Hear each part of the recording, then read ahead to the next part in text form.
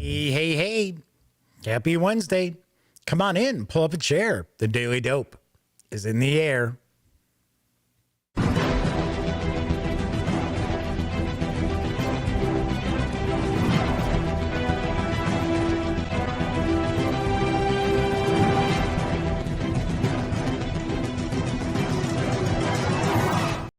Howdy, howdy, howdy, gang. Yes, I'm Jeff McAleer, back once again as your host here at The Daily Dope, presented by thegaminggang.com, which I happen to be the founder and editor-in-chief. So tonight is Wednesday, May 20th, 2020. Boy, that's a lot of 20s there, right? 20 of May. This is episode 489 of The Daily Dope. If this is your first time joining me, let me point out this is very, very casual. Just hanging out, talking about tabletop gaming news of the day. Every once in a while, we'll talk a little PC games, sometimes some pop culture, but for the most part, it's focused on tabletop gaming. So there is that. Do want to point out, if you do like the video, by all means, give it a thumbs up. And of course, subscribe to the channel. If you do subscribe, be sure to ring that little notification bell, because it will not only notify you of when the stream goes live, it'll also inform you when I upload standalone videos as well, such as my interviews and reviews and first looks and unboxings and so on and so forth. Of course, because this is live, that also means that there is chat available on YouTube. It's not on screen. It's one of the ways I keep some of the more unusual commenters at bay. But I do my best to pay attention to chat. So if you'd like to say howdy, or maybe you've got a question or a comment, by all means, please chime in and I will do my best to respond. So far, we've got William McGinnis and Melwinius Cyrano from York. I just say Melwinius all the time. So William and Melwinius, well, that's kind of rolls off the tongue there, right? Maybe I should just say Mel William. Just kidding. Are here in chat. So welcome aboard. Thanks very much for hanging out with me tonight. I've got loads of news tonight.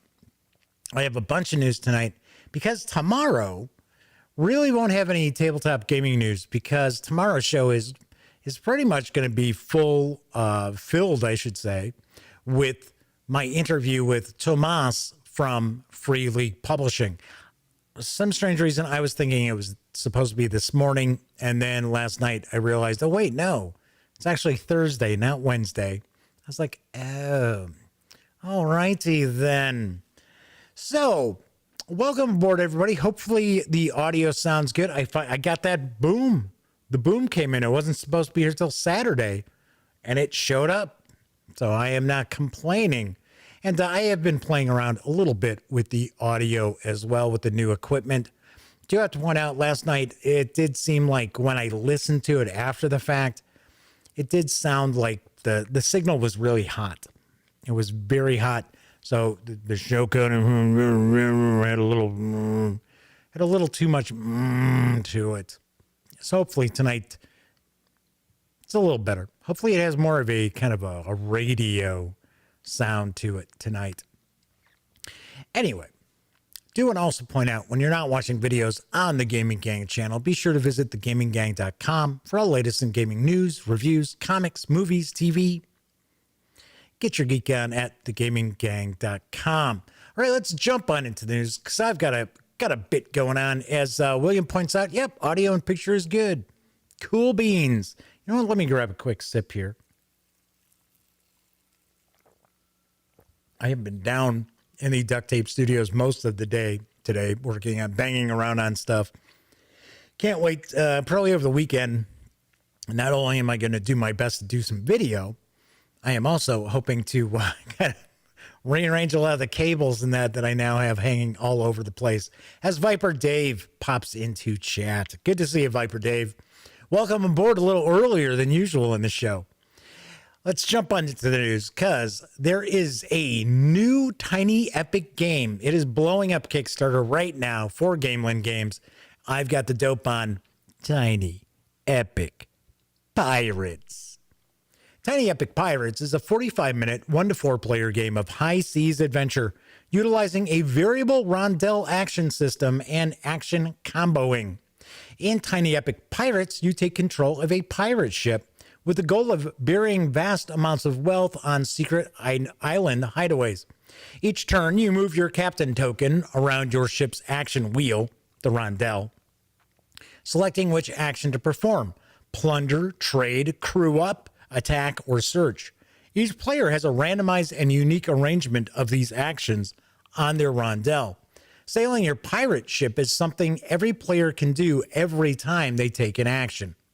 Plundering allows you to acquire booty from settlements. We're talking booty as in money, not, the other kind of booty, from settlements at a very reasonable rate. It's amazing how negotiating changes when your blunderbuss is at the ready. Yeah, I could see negotiating changing that way. A crate of gunpowder for a promise of no harm? Fair exchange. Trading allows you to sell your ill-gotten goods to the black market for gold. Each market is only interested in a specific good, so make sure you're sailing in the right direction. Timing is everything. Sell your good at the wrong time, and it's worth a pittance. Crew Up adds a new crew member to your growing pirate ship. Crew increases your ship's combat advantage and unlocks new abilities for each spoke of the ship's action wheel, making that action more powerful every time you take it. Attacking merchant ships and other pirates will grow your reputation. It also happens to be a great way to score some gold and more booty to sell.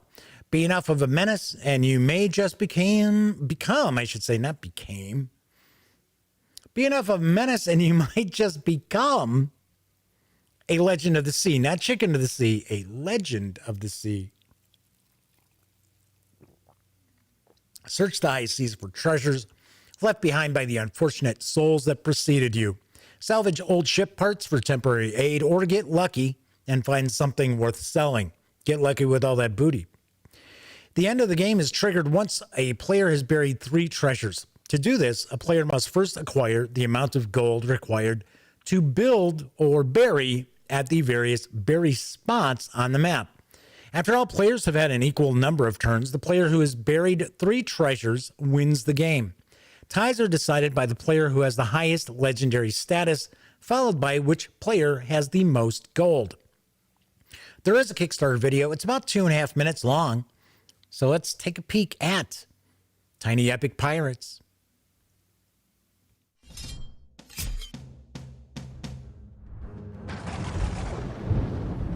Rain hits your face as your ship rocks back from the power of cannonballs connected with your bow. You catch the eye of a crew member as she falls from the rigging to the deck. Fire! You yell above the roar of the chaos. All you'll need is a favorable wind to be free of the persistent navy. Prepare yourself to embark on an epic adventure. Sailing the seas for goods, gold, and glory. Tiny Epic Pirates is a 45-minute, 1-to-4 player game of high seas adventure, utilizing a variable rondel action system and action comboing. In Tiny Epic Pirates, you take control of a pirate ship with the goal of burying vast amounts of wealth on secret island hideaways. Each turn, you move your captain around your ship's action wheel, selecting an action to perform. Plunder, trade, search, crew up, attack? How will you steer your ship? Players will plunder islands for valuable booty. They will trade this booty to black markets in exchange for gold. They'll search for hidden treasures among shipwrecks of yesteryear. But every ship needs a good crew. Your decision here is particularly important, as each crew brings a unique benefit to your ship's actions and bolsters your strength in battle. Fire! Blast your cannons at unsuspecting merchant ships carrying booty. And if you attack a prolific enough merchant ship, your legend grows. And your legend, well, it's everything. Who will be remembered? You or the other filthy pirates at sea? Attack other pirate ships to show whose strength is truly superior. But let's not get ahead of ourselves. You'll either die a pirate or find a way out. And pardons don't purchase themselves. Bury enough treasure and you may very well put this life behind you. Be the first to bury 3 treasures and you'll sail into the sunset as the truly victorious pirate. The exciting and variable gameplay of Tiny Epic Pirates will have players coming back again and again to explore new crew combinations, navigate different sea layouts, and master their unique rondels. Alternatively, players can try their hand at the solo game and battle against legendary pirates, each with unique motivations and abilities. Don't forget to explore the Curse of Amdiak expansion, where players covet the cursed gold of the ghost pirate Amdiak. The attacks from its ship will change you forever, and the draw of the cursed gold is undeniable. There is no better time than now to pledge your support and get a copy of Tiny Epic Pirates. Every dollar pledged on Kickstarter makes the game better for everyone. Don't wait. Join us and become a supporter today.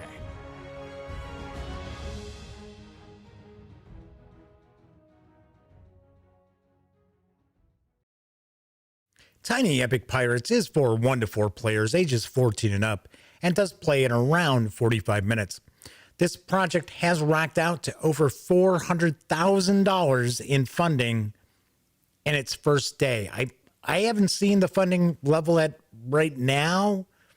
It could be past $500,000 for all I know. But you can reserve a copy of the base game for a $25 pledge, or snag the deluxe edition for $5 more through June 10th. Expected delivery is March of next year. Of course, there are a variety of different pledge levels too. And there is a pledge level that also includes the expansion as well, with the ghost pirates. So it's a Tiny Epic game. What can I tell you? Tiny Epic games tend to usually be really good. And I have to point out, Michael Coe's sending me the last 2 of the Tiny Epic lineup, Tiny Epic Tactics and Tiny Epic Mechs, which, although I have to admit, I heard some people weren't super keen on mechs, but I am hearing good things about tactics. And come on, it's about time. Gamelyn Games is finally tackling the pirates for a Tiny Epic game. I think the time is ripe. We don't have enough pirate games, right, gang? Moving right along, there's a new title coming from Osprey Games coming this fall. Here's the dope on Merv, the Heart of the Silk Road. Osprey Games is delighted to announce that in October 2020, we will be releasing Merv, the Heart of the Silk Road. Designed by Fabio Lopiano and with graphic design and illustrations by Ian O'Toole. Merv, the Heart of the Silk Road is a tense economic game charting the rise and fall of the greatest city in the world. Yes, Merv Griffin owned this city called Merv. In Merv, players are vying to amass power and wealth in the prosperous heart of the Silk Road. Through careful court intrigue, timely donations to the Grand Mosque, and favorable trade deals, players attempt to redirect as much of that prosperity as possible into their own pockets. Meanwhile, beyond the city walls, Mongol hordes approach. If you help construct the city walls, you give up precious opportunities to build up your own stature, but leave it unprotected and you will burn with the city. I hate when that happens. Every decision is weighty and the consequences of each misstep are dire. Will you rise to prominence or fade into oblivion? When I first read about Merv, I was fascinated about its story, and I was really surprised I had never really heard of it before, said designer Fabio Lopiano. I then spent almost 3 years working on this game and restarting its design almost from scratch a couple of times until I was really happy with the way it played. With Ian's gorgeous artwork and Osprey's outstanding production, the final game is going to be awesome. Senior games developer Philippe Hartelius, I'll take a guess it's Hartelius, said, Fabio has a knack for designing tense and tricky Euro games, and Merv is no exception. The tightness of the rules paired with the bright Turkish-inspired design Ian O'Toole brought to the project makes for a truly outstanding title. Merv is a joy to play. Merv is for 1 to 4 players, ages 14 and up, and plays in around 90 minutes. There is no word yet. Why are we getting a Starling Games? Jeff. I forgot. There were only 2 images. I thought there were 3 for Merv. Hey, we got a War of Whispers Kickstarter. Little nudge for that in there, right? Merv is for 1 to 4 players, ages 14 and up, plays in around 90 minutes. No word yet on an MSRP, but as already announced, the game will arrive in October. This is really all I could find as far as the images for the game. And it's not even up on the Osprey Games website, ospreypublishing.com/games. They have not even listed this yet. It's not even, I don't even think it's in their blog. I was kind of surprised that I actually ran across this news, but it's really not out there in the obvious spot. This could be kind of interesting. So I got to be honest, I've never heard of the city of Merv. I don't know. I guess I'm not up on my Asian and Middle Eastern history as I should be. Moving right along, talking about Asian history, or possibly what's the future of Asian history. GMT Games has a new Harold Buchanan design. It's part of the P500 pre-order system. It's got enough orders. I've got the dope on Flashpoint, South China Sea. Flashpoint, South China Sea is a two-player strategy game that simulates the complex geopolitical contest currently taking place between the United States and China in a disputed region of the South China Sea. The game is driven by a card deck that captures developments ripped straight from today's headlines, bolstered by cards with a context-setting reading of recent history, and a set of speculative cards capturing a diverse range of potential future events. The Chinese player works to influence other countries in the region, establishing territorial claims and regional hegemony. Jeez, I always hate that word. And of course, to improve its world standing. The U.S. player works to maintain influence with allied countries in the region, secure freedom of navigation, and keep China in check. Success for both players hinges on the support and allegiance of non-player countries in the region. The game stops short of dealing with the potential full-scale military conflict. Rather, it requires the nuanced exercise of political, economic, for some reason there's a hair starting to hang in my eye.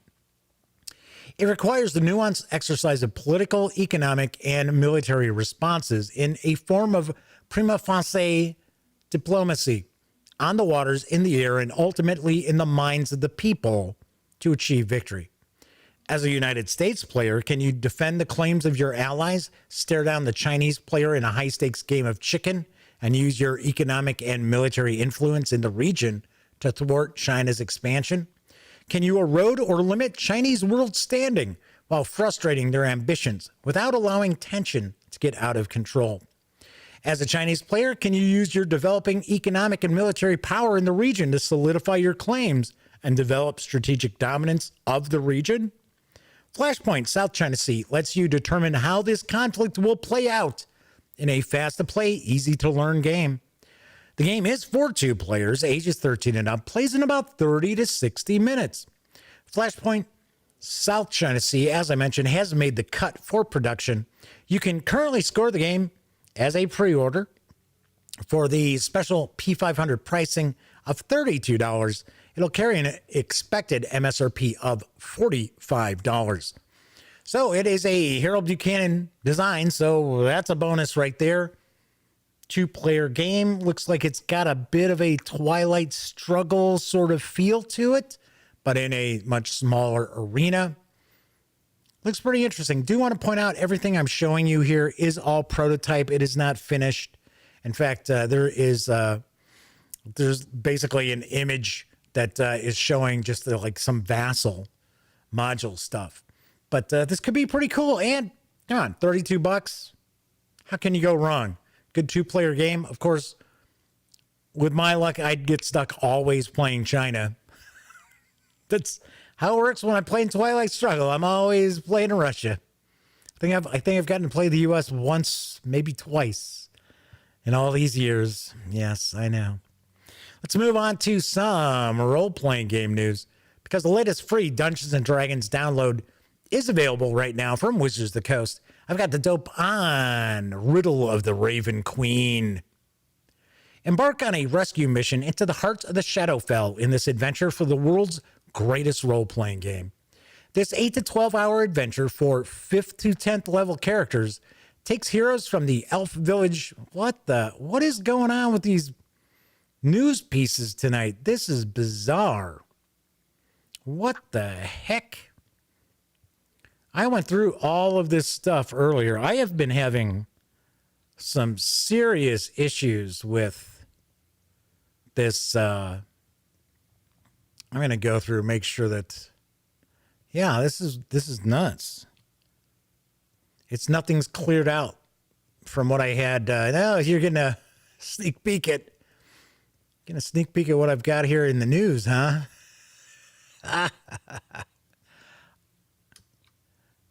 Anyway, I use OBS Studio, and I have just been having more and more problems with it. And I don't know why. I don't know what's going on with it. And I keep looking to see, hey, is there an update or anything like that? And no, there is no updates. It's like, okay, all right. So I assume it's some, updates that have taken place with Windows that are not playing nice with OBS Studio. Anyway, back to Riddle of the Raven Queen. This 8 to 12 hour adventure for 5th to 10th level characters takes heroes from the elf village Dripping Leaves in Cormorthir Forest to a drow outpost in the Shadowfell. Along the way, they contend with new creatures and story elements found in Mordenkainen's Tome of Foes. This product is written in the D&D Adventurers League style and features 9 monsters from Mordenkainen's Tome of Foes, plus 1 original monster and 1 original magic item. This is a DM's Guild Adepts product. The DM's Guild Adept program was started and is managed by Wizards of the Coast. It brings together some of the best talents creating for the DM's Guild for creative development. DM's Guild Adepts products are identified by the gold ampersand logo. So I believe the player characters are actually on a rescue mission. I think they're forced to go to the Shadowfell on the rescue mission. This 34-page PDF is free to download right now from Dungeon Masters Guild through May 23rd, so not very long.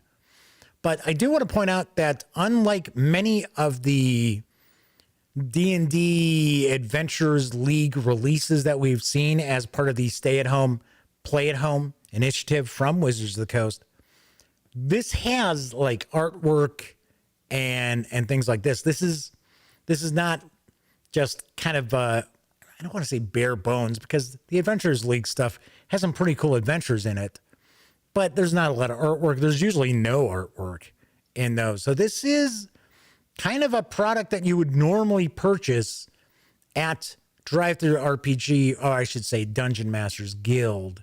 And I think it's usually about $10. So this is a pretty cool adventure release. Also pointing out, lately we have seen most of these adventures that are being released as part of the stay-at-home, play-at-home initiative are about an hour or 2 long. This is a bit longer. This is 8 to 10 hours. So a little more meat on the bones of this one here. All right, moving right along. So we had some Pathfinder news yesterday. So how about some Starfinder news tonight? Because arriving this October is the Starfinder Alien Archives 4 from Paizo Inc. And I've got the dope. Battle, befriend, or become more than 100 bizarre alien life forms in this all-new creature collection for the Starfinder role-playing game. On countless worlds orbiting countless stars, strange and wonderful creatures await discovery. In this book, you'll find rules and background information about creatures ranging from undead androids, Danger Will Robinson, oh, I guess I'm the danger, and robot dragons, to deadly laser-spined flowers and mysterious sea skeletons. Many species include rules for making your own playable alien character, from beings made of coral to animals uplifted by sapient fungus. I'm not used to seeing creatures uplifted by fungus. That's interesting. To creatures truly bizarre to behold. You'll also find plenty of new equipment and player options, including a new set of augmentations that allow your character to adopt the strange features of dozens of existing playable alien species. Explore the extraordinary with Starfinder Alien Archive 4. The Starfinder Alien Archive 4 will arrive, as previously mentioned, in October. It will carry an MSRP of $39, Good deal. Lots more monsters and aliens and bizarre creatures to bust out in your Starfinder games. Pretty sweet. Hey, I see Dan from No Enemies Here has popped in. Dan missed the GMT news. Oh, well. All right. Keeping up with the role-playing game news, there's yet another new bundle of holding. I've got the dope on the savings you'll find with Fate of the Norns. Warrior. This Fate of the Norns bundle includes Pendlehaven's Fate of the Norns Ragnarok, tabletop fantasy role-playing game of epic Viking action in the twilight of the gods. The sun and moon have disappeared, devoured by the wolves Skull and Hati. Fimbulwinter envelops the worlds of the cosmic tree Yggdrasil. Or is it Yggdrasil? I think it's Yggdrasil. Hey, we had to hit some fantasy stuff that it's going to be like, yeah, good luck pronouncing all this stuff. Aesir and the giants prepare for war. Mankind has descended into anarchy. In this age of the sword, new heroes arise who command the power to shape the outcome of Ragnarok. Designed for both narrative and strategic play, Fate of the Norns lets you move seamlessly among 3 levels of crunch, from cinematic action to careful tactics. Its innovative and well-tested runic game system governs your character's destiny using not dice, but Futhark runestones. And Fate of the Norns is a mystic journey for both your character and you yourself. When your character dies, the Valkyries may carry him or her away to Valhalla, and you, the player, gain access to new game features to bestow upon your next character. That's interesting. This all-new offer gives you much of the Fate of the Norns line, including all the rulebooks, adventures, and even fiction for a bargain price. For just $12.95, you get all 4 titles in the starter collection as PDF ebooks, including the beautiful full-color 369-page Fate of the Norns Ragnarok core rulebook, the full-length introductory saga Fafnir's Treasure, and the Ragnarok novel Seath and Sword, along with its companion scenario of the same name. As a convenience, we also include the free Archetypes Compendium. If you pay more than the threshold price of $26.54, you'll level up and also get the entire bonus collection with 5 more titles worth an additional $100, including the huge rules expansions and lore books, Denizens of the North and Lords of the Ash, the adventure Dead Man's Blade, and Horn of the Kraken novel and scenario. These savings do run through June 8th, and 10% of your payment after payment gateway fees will be donated to this offer's pandemic-related charity, Direct Relief. Nice. Sweet. I know nothing about Fate of the Norns. I've heard of it. I have heard of the game. I don't know anything about it. Don't know anything about the system. I think it's kind of cool that you actually use runes rather than dice. I think that's kind of interesting. Don't know how that actually works in, in reality. So I have no clue. Hey, I see the Madman has popped in. So Madman says he's running late because his daughter's high school honors convocation was online. Well, congrats to your daughter. Very nicely done. That's kind of funny. I got all these people graduating, and everything is online. So, or, they have special like school events. Everything is online. Very, very strange. All right. And my final news piece. Modiphius Entertainment has released a new supplement for the Infinity role-playing game. I've got the dope on Combined Army. We are the Combined Army. Conquest is our purpose, and none will stop us. From the darkest reaches of the galaxy, an implacable tyrant looms slowly searching for intelligent races. I'm thinking, yes, the tyrant with the iron fist. Searching for intelligent races, studying them, contacting them, and ultimately absorbing them. Behold the evolved intelligence, an alien virtual entity bent on achieving the godlike state known as transcendence. To reach its objective, the EI will use every tactic and strategy necessary to increase its almost infinite knowledge of the universe. This includes shrewd political alliances, peaceful unification, and where necessary, all-out war. The Combined Army Sourcebook gives players the opportunity to approach the Paradiso conflict from the other side, and GMs a vast array of information to better understand the implacable enemy of the human sphere. This 112-page PDF features history of the Combined Army, the different races composing it, their strategies, armed divisions, and the terrible secrets of this ever-growing empire. There are details on the true nature and origins of the Combined Army's omnipresent leader, the feared and worshipped evolved intelligence.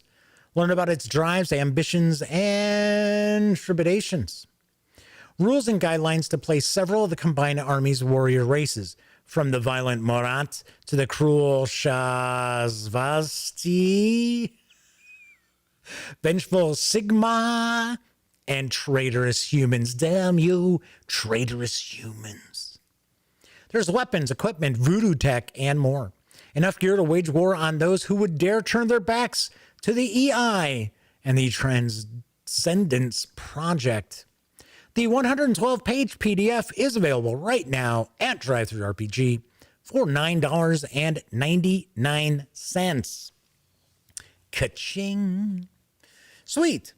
Boy, I'll tell you, Modiphius Entertainment has been really busy. They have just been cranking stuff out left and right. There have actually been a few releases that I was like, I don't tend to put up a lot of this stuff from like their Fallout miniatures game. Especially recently, it's like, oh, we've got these 3D terrain files. And I'm like, But this is another game that I'm not familiar with. I know it's based on the Corvus Belli miniatures game, Infinity. And it always seems like it's got some pretty cool art. And it is a 2D20 system, so I do know that too. But I don't know. Could be kind of cool. Could be a cool science fiction setting. You know, sometimes I wonder if people like their science fiction settings to be a bit more generic so that they as a game master can kind of flesh things out however they want, or as far as how things kind of play out as far as with their own players, their group. Maybe, you know, I'm not saying necessarily like more like Powered by the Apocalypse where it's kind of almost like a group creation, but I'm kind of curious. Because I think sometimes games that have really, and almost all role-playing games that have been around for a while, have just huge backlogs of, backstories and legends and all these other things. And I think, sometimes people kind of get lost in all that, especially game masters who are trying to sit there and be able to just really kind of a little too much info dump on their players. I see that a lot. I try to avoid that, especially when we're starting at kind of like a new system, like a new game. So I'm going to do my best not to do that with Traveler. So, because that'll be, that won't be all that much fun. So Dan from No Enemies here asks, what is the average RPG length take to play out? All depends. You can have stories that are effectively a one-shot. And a lot of times I'll talk about tournament games. So if you went to, say, Gen Con, or maybe you're at Origins, or just about any other gaming convention that might be out there that has some, like Gary Con has role-playing. It's all role-playing. Up in Lake Geneva. If you play an adventure there, it's just going to be a one-shot. It's going to be 4 hours, and that's it. So a lot of people do that. A lot of people enjoy just a quick one-shot, almost like it's, you're playing in a movie.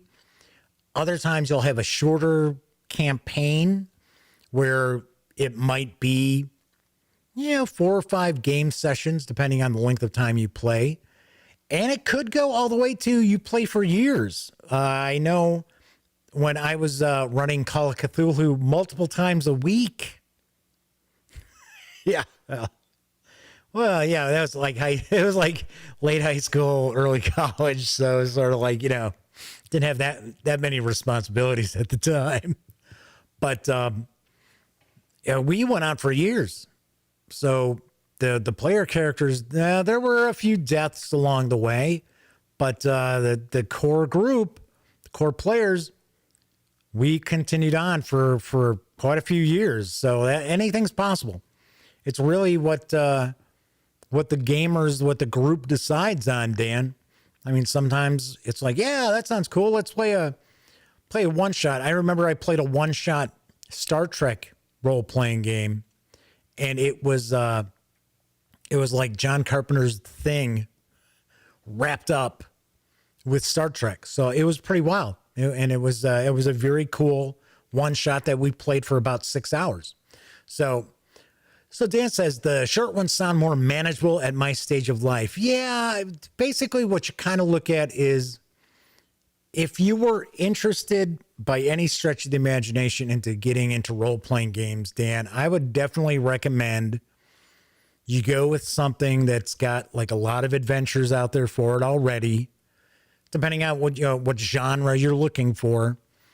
And that way it's, you can get a nice adventure going and get a nice story with depth, but you only have to get together maybe 4 or 5 times to play it through to completion.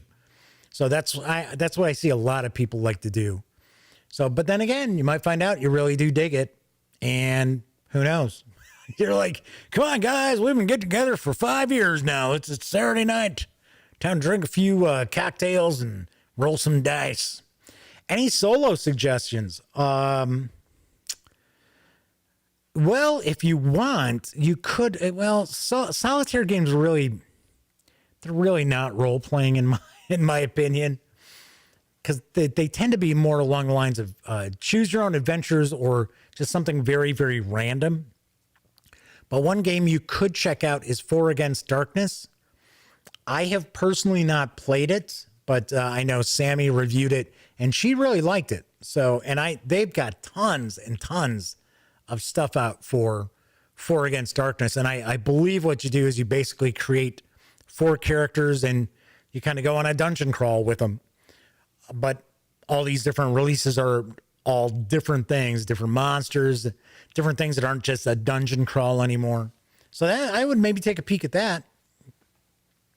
I would also say if you're looking for kind of a fantasy thing, Tunnels and Trolls is a classic role-playing game system. It's pretty easy to get into. It's the combat system is very interesting, but it's very different. It's very different than most. In fact, when it first came out, it was very, very different. In fact, it came out, I think it was 1977. And at that time, a lot of the systems and mechanics were kind of odd, but they actually come across as being pretty modern today.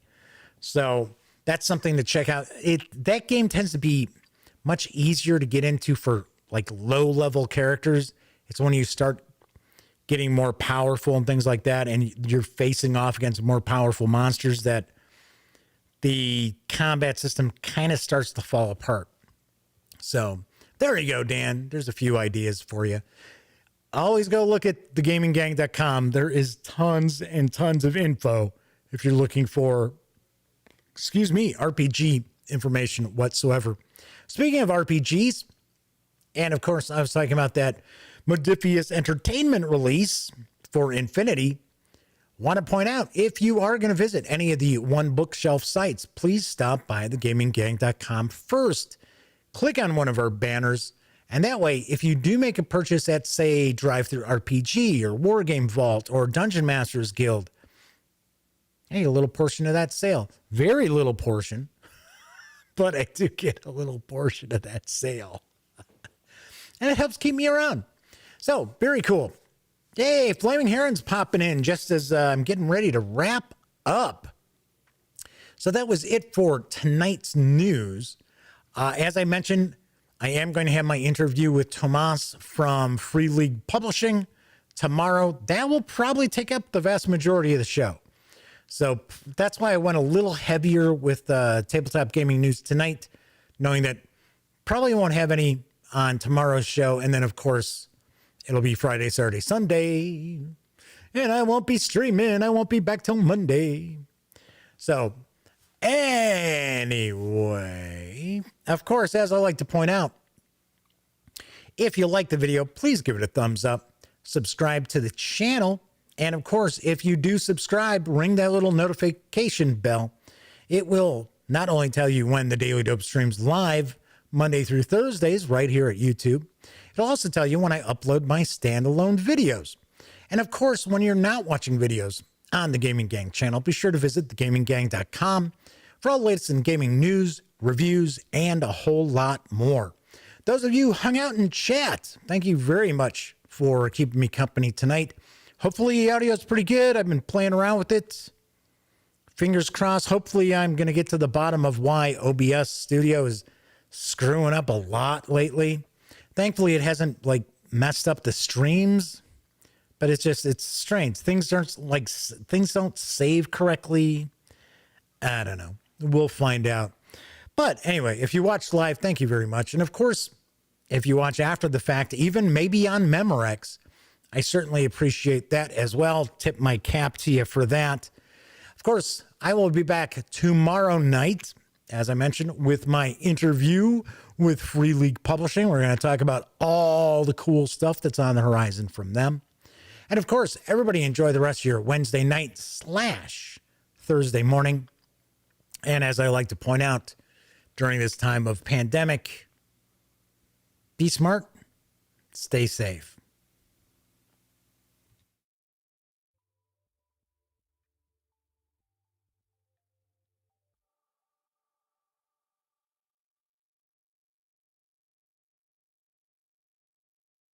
Oh, you're still here.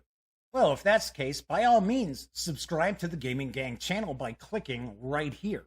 And of course, if you want to catch up on past episodes of The Daily Dope, check out this playlist. And if you'd like to see what YouTube's recommending you take a peek at from the channel, just give a click right over here. Of course, I'm Jeff McAleer, and once again, thank you very much for watching.